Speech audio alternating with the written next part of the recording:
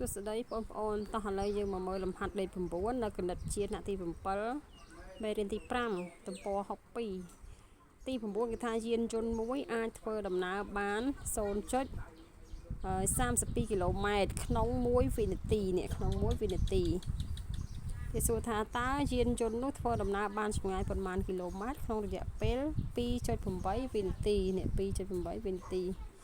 1វិនាទីក៏ធ្វើបាន 0.32 ចុះ 2.8 វិនាទី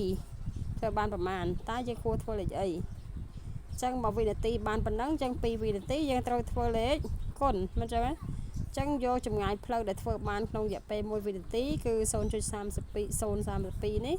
យកទៅគុណនឹង 2.8 វិនាទីអញ្ចឹងយើងមកដាក់ចម្លើយនេះរកចម្ងាយផ្លូវនេះរកចម្ងាយដែលយានយន្តធ្វើដំណើរបានក្នុងរយៈពេល 2.8 វិនាទីអញ្ចឹងយើងដាក់មក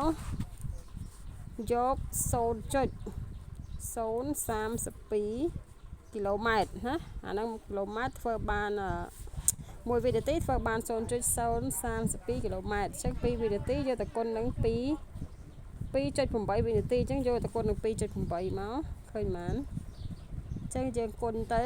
ឃើញ 0.089 ទៀតគីឡូម៉ែត្រ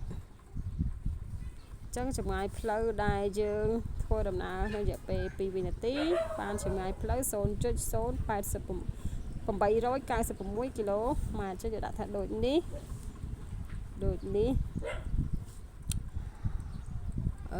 យានយន្តធ្វើដំណើរបានយានយន្តនោះធ្វើដំណើរបាន